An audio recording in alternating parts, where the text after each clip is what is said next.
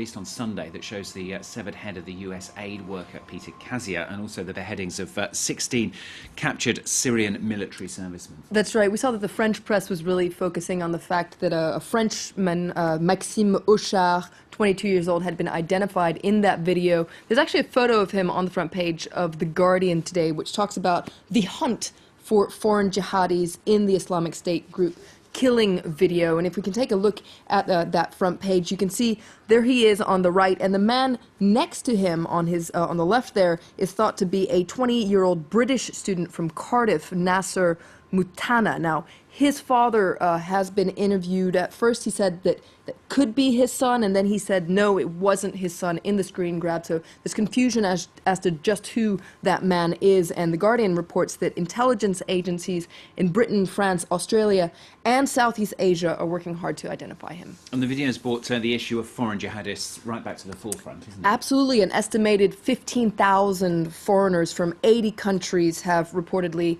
traveled to Syria and Iraq to fight alongside the Islamic State group. About 2,000 of those are believed to be Westerners. Now, you can see here Slate reporting about the mystery of ISIS foreign fighters, because there are fears that these fighters could return home and carry out attacks there. But Slate wonders, is this threat overstated? Are Western fighters a terrifying security threat, or are they bumbling, tweeting morons? Slate says they clearly are playing a role on the ground, but it still is a mystery whether they can and actually want to take the fight home.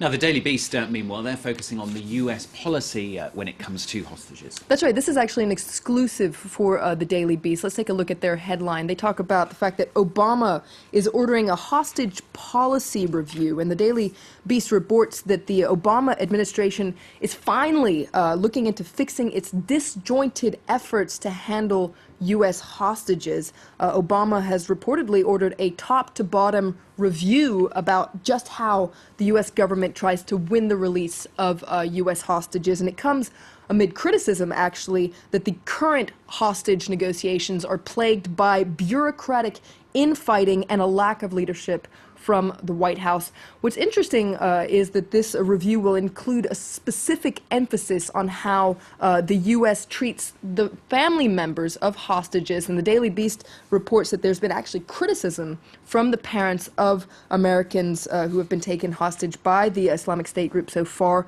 They say the White House threatened them with a potential criminal prosecution because they were seeking ways to pay a ransom. And on top of that, they say that the White House didn't really follow up on leads that they provided. So if there is a change, it will be very interesting to see just what changes, because for now the official U.S. policy is still not to pay a ransom to hostage takers.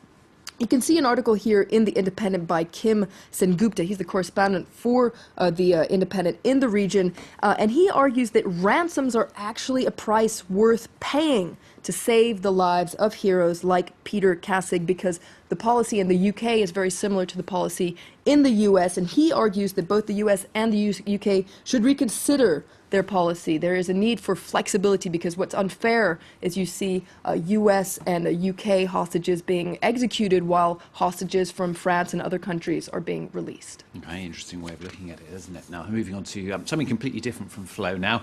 Historical change. This has been voted for by the Church of England. That's right. Let's take a look at The Guardian. They sum things up quite well. They say that a show of hands at the General Synod makes history. Now, yesterday, the Church of England cleared the last obstacles to appointing women as bishops. Now, the vote passed with, well, little fanfare, but it puts an end to 20 years of wrangling. So in an opinion piece by Giles Fraser, it says, hallelujah, the long wait is finally over for women bishops thanks to this vote. Why has it taken so long? Well, this article is critical of the church leadership for its narrow vision, lack of diversity, but things are changing very quickly. The first woman could be appointed by Christmas. And an article in The Independent points out that the Archbishop of Canterbury himself says that half of bishops could be women in the next decade. That would make a big, big change, wouldn't it? Now, finally, yesterday, nearly 1,000 people took to the streets of Nairobi. This is to protest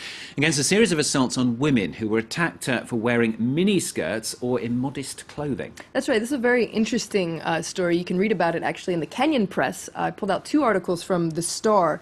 This protest movement has been dubbed the hashtag #MyDressMyChoice protests, and it was sparked by an attack on a woman in broad daylight last week. Now, a video of this attack went viral, and you can see her being surrounded by a dozen men, stripped and beaten. And so this demonstration took place yesterday. It's an unusual display of support for women's rights in Kenya. And there's actually a cartoon in The Star. The Star says a real man protects women, doesn't strip her naked. It's inexcusable. Now, what you can see in this cartoon is on the left there, it says uncivilized Kenya in the 1900s. You can see a topless woman, not an issue. And then on the right it says civilized Kenya in 2014, and you can see a man there saying, your dressing is un-African, you must be stripped naked.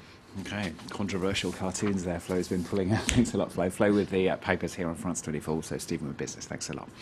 Up here next, of course, we'll have the very latest situation from Jerusalem. The latest we've been hearing still is of 4 worshippers killed in that attack on a synagogue by 2 men wielding knives and axes. We'll have the latest for you right after the break, so do stay with us if you can here on France 24.